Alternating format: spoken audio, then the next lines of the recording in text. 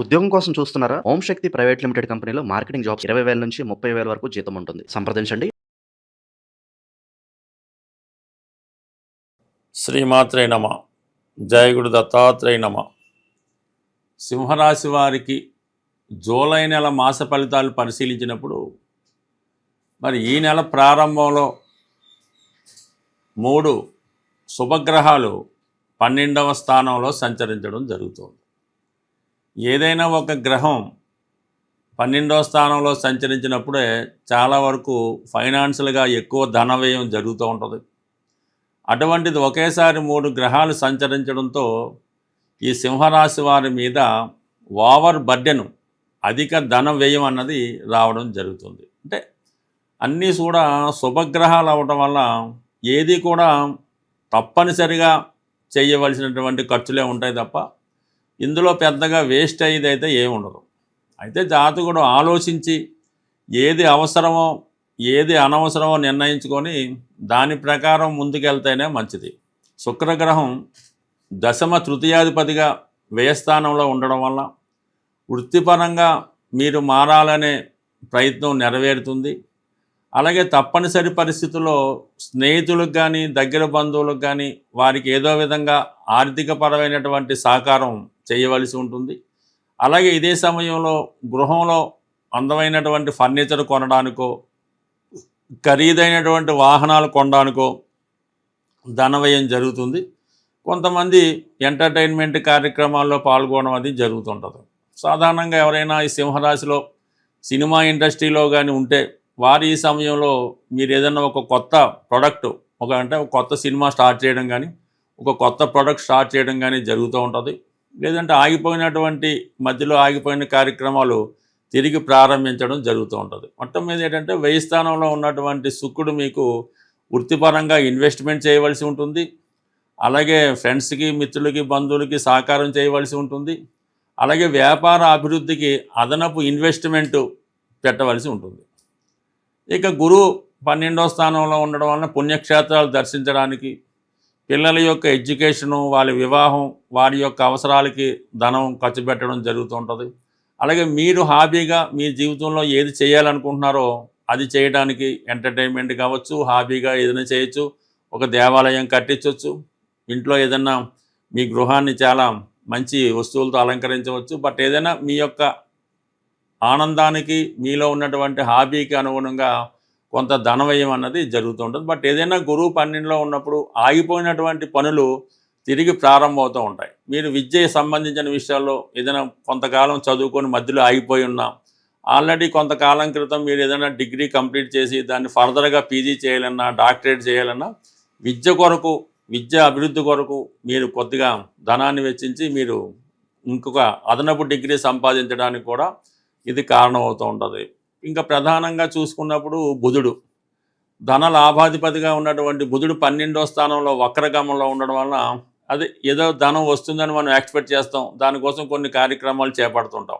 అయితే ఆ ధనం సకాలంలో రాకపోవడం వల్ల కొన్ని పనులు ఆగిపోవడం జరుగుతుంటుంది. అంటే ప్రస్తుతం గురువు వక్రించడం వల్ల అవకాశాలు అయితే 2-3 రకాలుగా మనకి కనబడుతుంటుంది. కానీ చివరికి రాబోతులో ఏది కూడా రావడం అన్నది చాలా వరకు ఇబ్బంది పెడుతూ ఉంటుంది. అందుకని రావాల్సిన ధనం సకాలంలో రాకపోవడం వల్ల కొద్దిగా మనం మాట పడవలసి రావడం కానీ, కొద్దిగా మనస్తాపం చెందడం కానీ జరుగుతూ ఉంటుంది.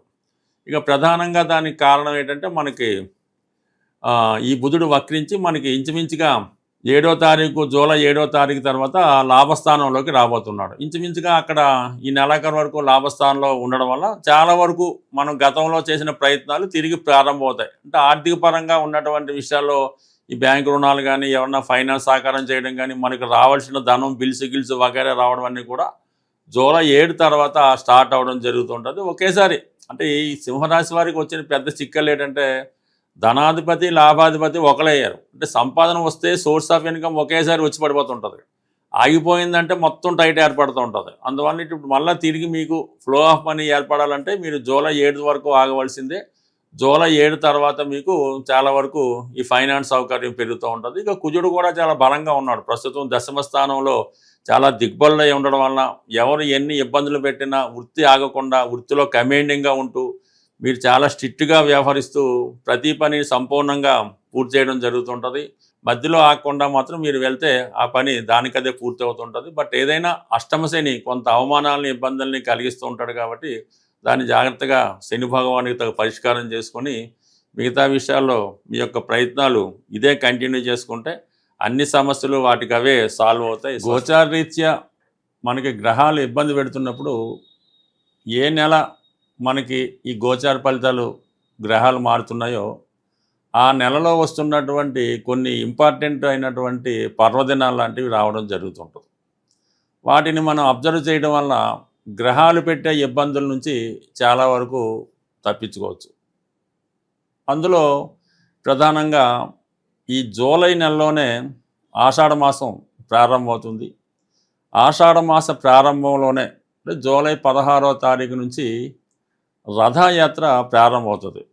ఇది సుమారుగా ఈ పూరి మహాక్షేత్రంలో జరుగుతుంటుంది. చాలా కాలంగా నేను తెలుసుకున్న విషయం ఏంటంటే ఎవరైతే సంతానం లేక ఇబ్బంది పడుతున్నారో, పెళ్ళై 6 సంవత్సరాలు 7 సంవత్సరాలు 10 సంవత్సరాలు అయినా కూడా సంతానం లేక ఇబ్బంది పడుతున్నారో వారు ఈ రథయాత్రలో ప్రత్యక్షంగా పాల్గొనడం వల్ల కంప్లీట్గా మీకు ఆ సంతానం అన్నది మళ్ళా రథయాత్ర రాకుండానే కలగడం అన్నది ప్రత్యక్షంగా చాలామందికి నేను చూడడం జరిగింది. నేను చెప్పిన వాళ్ళు కూడా పాటించడం వల్ల ఆ జగన్నాథుని అనుగ్రహం వల్ల రావడం జరిగింది. సో కారణాంతరాల వల్ల మనం పూరి మహాక్షేత్రాన్ని దర్శించుకోలేని పక్షంలో లోకల్గా కూడా ఈ రథయాత్ర జరుగుతూ ఉంటుంది చివరి రోజు ఎప్పుడు.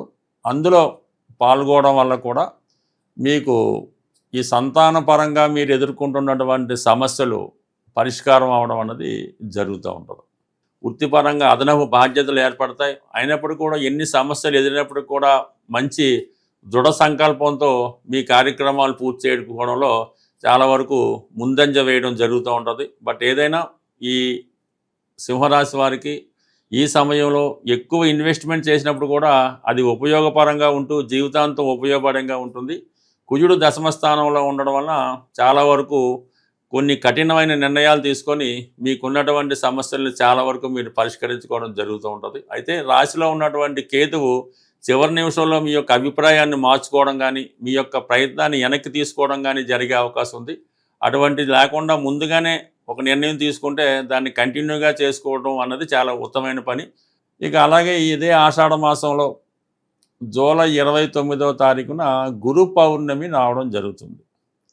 అంటే చాలామందికి వారి యొక్క జన్మ జాతకంలో గురు దోషం అంటే బ్రాహ్మణ దోషం వల్ల గురుశాపం వల్ల అంటే గురుశాపం అంటారు. ఆ కారణాల వల్ల ఏమవుతుందంటే వాళ్ళకి ఉద్యోగపరమైన ఇబ్బందులు ఎదుర్కోవడం, సంతానం కలగకపోవడం, అలాగే పిల్లల డెవలప్మెంట్ లేకపోవడం, ఈ విధమైనటువంటి ఇబ్బందులు కలుగుతూ ఉంటాయి. అంటే గురుశాపం అన్నది చాలా ఇబ్బందితో కూడుకున్నదన్నమాట. అన్నీ ఉంటాయి బట్ కానీ సరైనటువంటి మార్గం దొరకదు.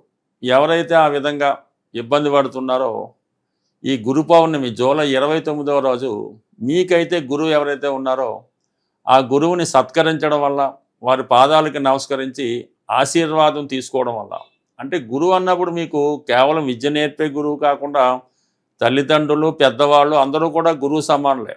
అంటే తెలిసి తెలియకుండా మీరు జీవితం ఇప్పటిదాకా జరిగిన మీ లైఫ్లో ఒకసారి వెళ్ళినప్పుడు ఏ సందర్భంలో అయినా మీరు పెద్దవాళ్ళని అవమానించడం కానీ దూషించడం కానీ ఇంకో విధంగా ప్రవర్తించడం కానీ జరిగి ఉంటే అది మీ జీవితాన్ని చాలా ఇబ్బంది పెడతాం జరుగుతూ ఉంటుంది.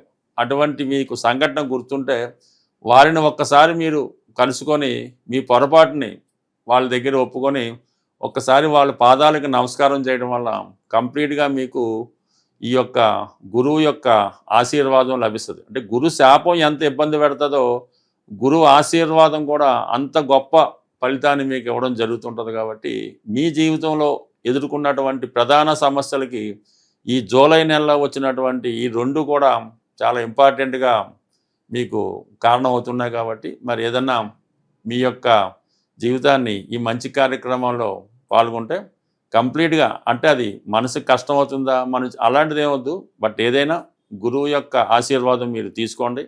కంప్లీట్గా మీ లైఫ్లో చేంజ్ అనేది రావడం జరుగుతుంది. అలాగే ఈ ఆషాఢ మాసం స్త్రీ దేవతలకి చాలా అనుకూలమైనటువంటి కాబట్టి మీ యొక్క కులదేవత కానీ మీ గ్రామ దేవత కానీ కంప్లీట్గా దర్శించుకొని మీ గ్రామ దేవతకి తగు విధంగా ఆచార ప్రకారం వాళ్ళకి చీర జాకెట్టు పసుపు కుంకాలు ఇవ్వడం కానీ, లేదంటే మీ యొక్క గ్రామ దేవత కులదేవత వాళ్ళని ఆశీర్వాదం తీసుకోండి.